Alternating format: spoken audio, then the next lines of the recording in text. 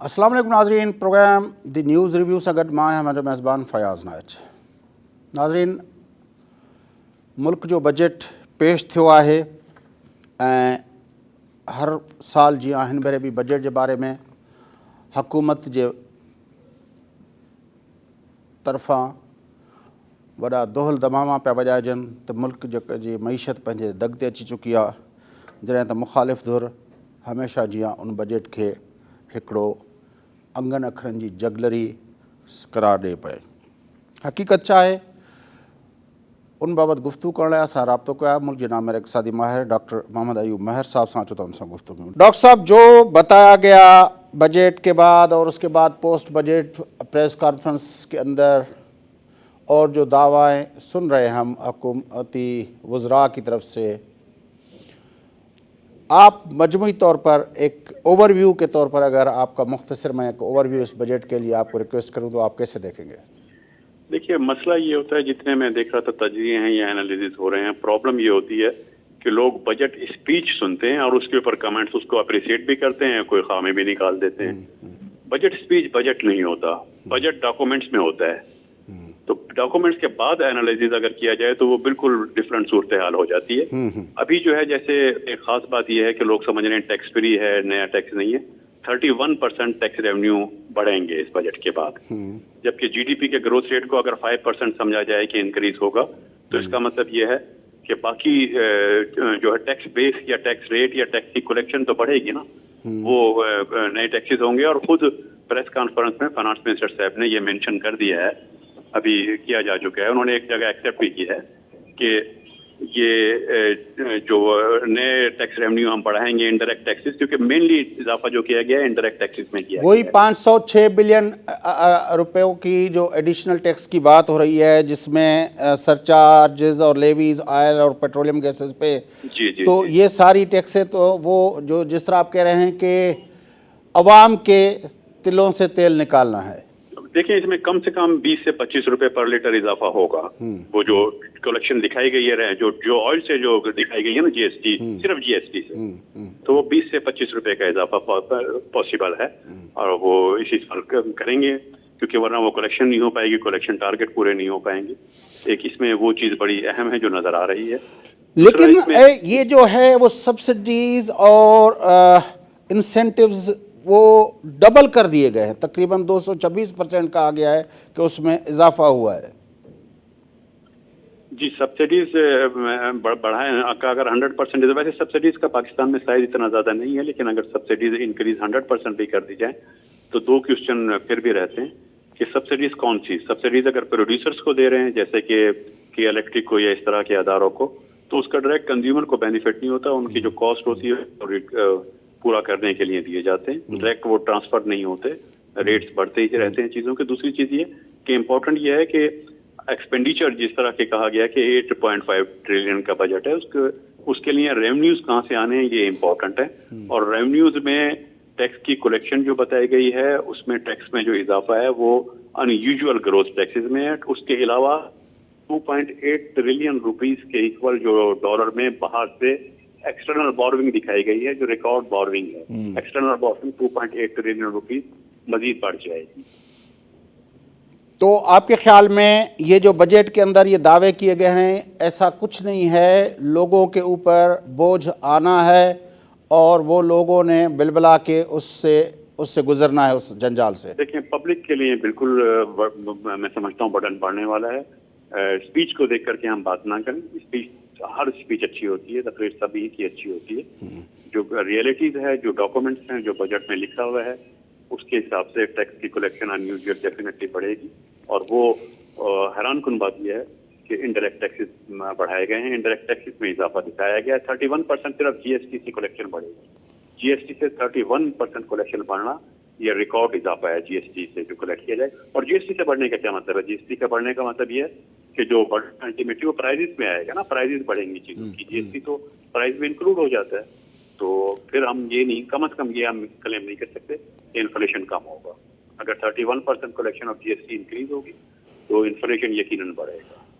अगर इन्फ्लेशन बढ़ेगा तो फिर ये जो लोग हैं खुदकशियों पे नहीं चले जाएंगे डॉक्टर साहब? या ये जो खान साहब ने, हमारे प्राइम मिनिस्टर साहब ने ये जो 2-4 अपना لنگر خانے کھولے ہیں، پھر یہ انفلیشن تو ان لنگر خانوں کی طرف یہ اتنے لنگر خانے تو پھر اس طرف موبلائزیشن ادھر ہی ہوگی جو آپ بات کر رہے تھے کہ سوسائڈس کی طرف.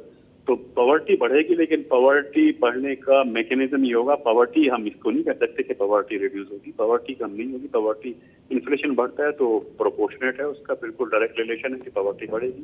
اور پاورٹی بڑھنے کا جو میکینزم ایک شارٹ ٹرم یا ڈمپنگ جو ہے ارینجمنٹ ہے وہ یہ لنگر خانے ہیں کہ ان کو مطلب ہے اگر آپ کرائم سے یا خودکشیوں سے بچانا چاہتے ہیں تو وہ بس ان کو لنگر خانوں پہ لگایا جائے.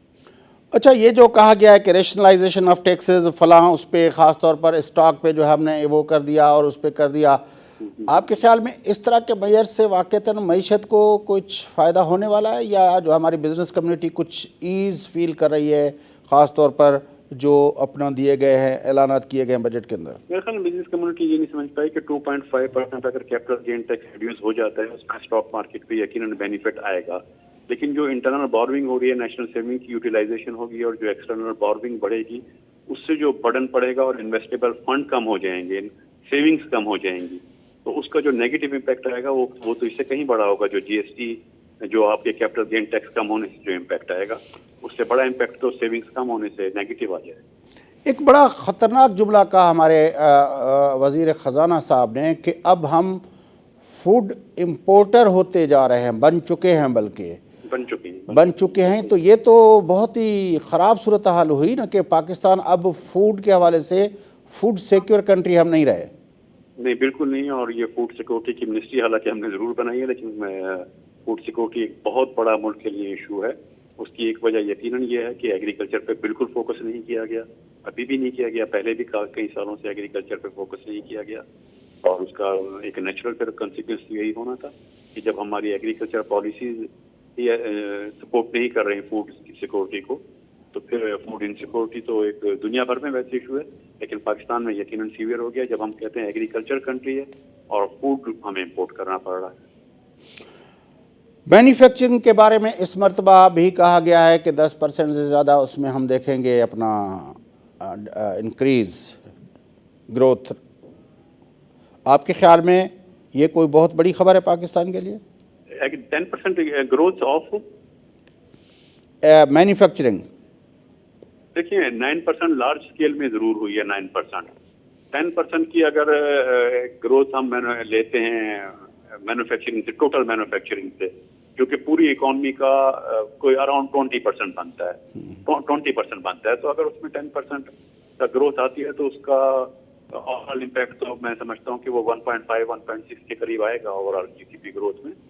وہ اچھا ہے، لیکن اس کے لیے جو میکینزم ڈیوائڈ کیا گیا ہے وہ سپورٹ نہیں کرے گا اس کو. کیونکہ اگر آپ مینوفیکچرنگ کی گروتھ بڑھانا چاہتے ہیں تو اس میں دو چیزیں آپ کو انشور کرنی ہوتی ہیں، وہ بہت ضروری ہوتی ہیں. پہلی چیز یہ کہ مینوفیکچرنگ کی گروتھ اگر بڑھانی ہو تو انویسٹمنٹ بڑھانی پڑتی ہے، انویسٹمنٹ زیادہ ہونی چاہیے.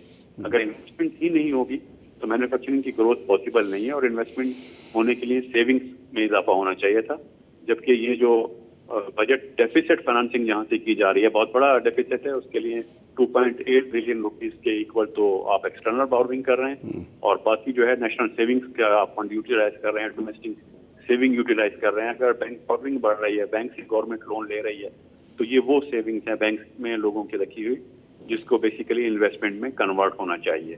اگر یہ انویسٹمنٹ میں کنورٹ نہیں ہوگی تو مینوفیکچرنگ کی گروتھ جو ہے اس پہ ایک کوشچن مارک آ جاتا ہے.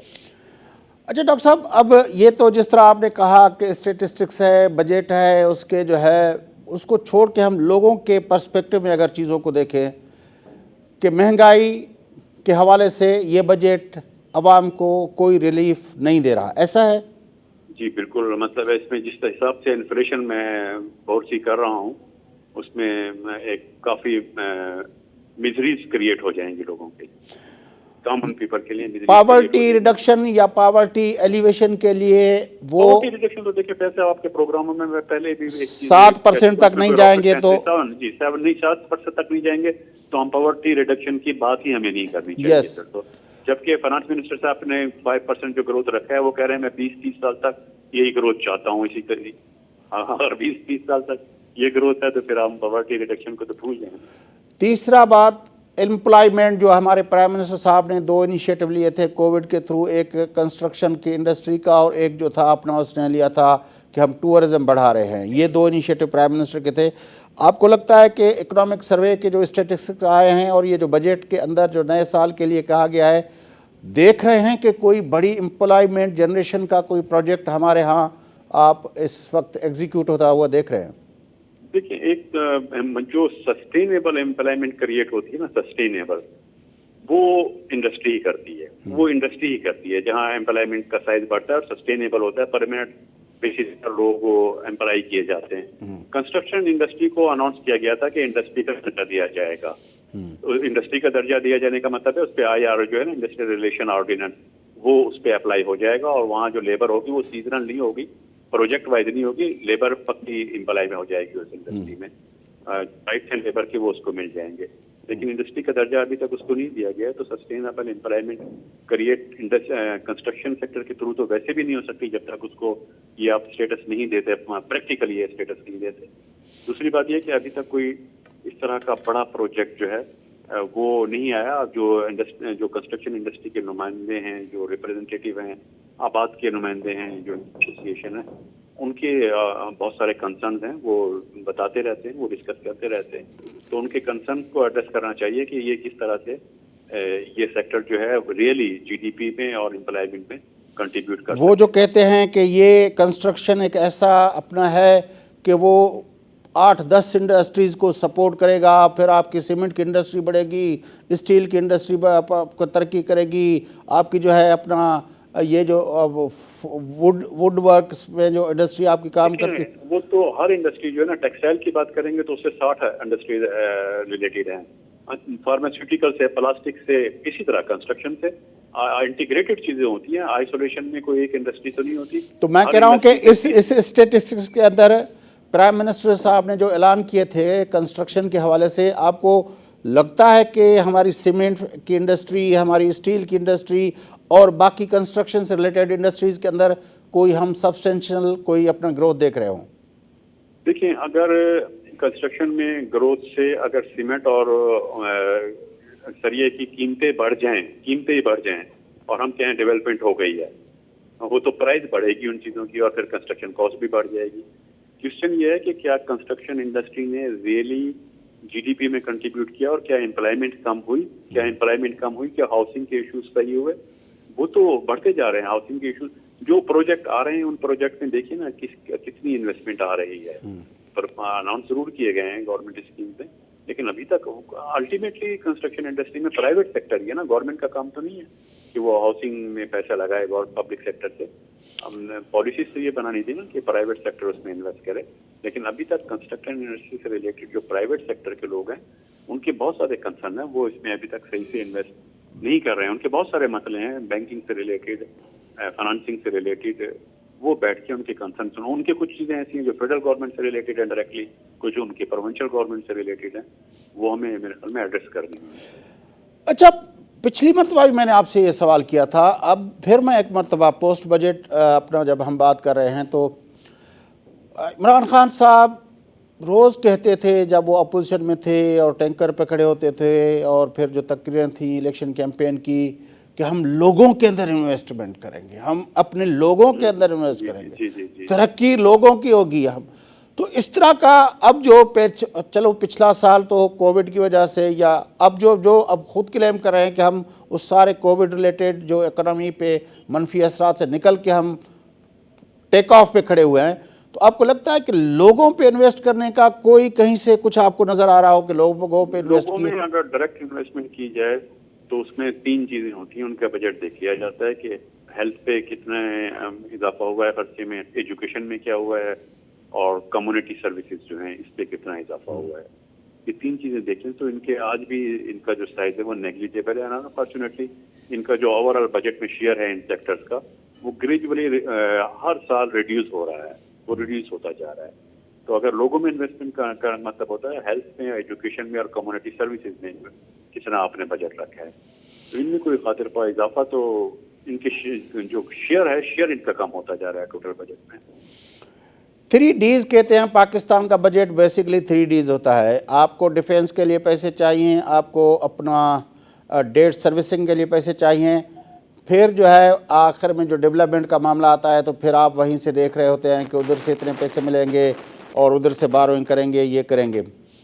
آپ کے خیال میں یہ جو 3 Ds ہیں اس میں آخر کار لے دے کے ہمیں جو ہے سفر کرنا پڑتا ہے ہمارے ڈیولپمنٹ سیکٹر کو؟ تیسرا ڈی جو ہے, تیسرے ڈی کو سفر کرنا پڑتا ہے. اور یہ اگر لانگ ٹرم ڈیٹا دیکھیں آپ 20 سے 30 سال کا, تو ایک شروع کے ایئرس میں آپ کو نظر آتا ہے کہ development expenditure to G D P ratio 6% ہوتا تھا پاکستان کا, جو اب لیس دین 2% پہ آ گیا ہے. گزشتہ کئی سالوں سے لیس دین 2% جا رہا ہے. تو یہ انفراسٹرکچر کے کیوں مسائل پیدا ہو رہے ہیں, اس کی بڑا واضح طور پہ اس کی وجہ نظر آ جائے گی کہ جہاں 6 to 7% of G D P development expenditure ہوتا تھا, وہاں لیس دین 2% پہ وہ ہو چکا ہے. لیکن جب ہم اپنا جو اناؤنس کرتے ہیں بجٹ کے اندر فگرز, باقی 2 Ds تو اس سے زیادہ اخراجات لے لیتے ہیں, لیکن یہ جو تیسرا ڈی ہے یہ کبھی اپنے بجٹ الوکیشن کے مطابق یوٹیلائز نہیں کر پایا. بجٹ جی تو میں سمجھتا ہوں وہ جو ایگزیکیوٹ کرنے والے ہیں ان کی بھی رسپانسبلٹی ہے کہ بجٹ میں جو ایلوکیشن ہوتی ہے وہ بھی پورا یوٹیلائز نہیں کر پاتے. اور پروونس وائز اس کی اگرچہ بہت ویریشن ہے کس جگہ کتنا یوز ہوا ہے, لیکن اوور دیکھا جائے تو یہ 60 to 70% یوز ہوتا ہے. سندھ میں تو 50% یوز ہوا تھا. تو اس کا یوز نہ ہونا وہ ایک بڑا اور بہت بڑا کوسچن مارک ہے کہ اگر وہ یوز ہی نہیں ہو پاتا.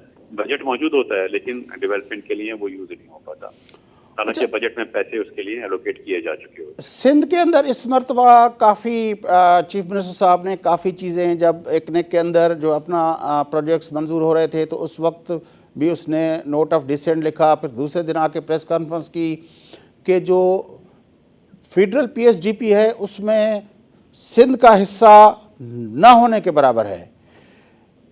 آپ کے خیال میں یہ کچھ اس طرح کا تاثر ملتا ہے کہ جب سے دو الگ چیزیں ہیں. دیکھیں, ایک تو یہ کہ جو فیڈرل سے سندھ کو ٹرانسفر ہوتے ہیں, کیونکہ پروونس کے جو ایکسپینڈیچرز ہوتے ہیں وہ تو ظاہر ہے ڈیفینس پہ تو نہیں یا ڈیٹ سروس پہ تو نہیں ہوتے, ان کو تو ہیلتھ, ایجوکیشن, کمیونٹی سروس پر ہی پیسے خرچ کرنے ہوتے ہیں.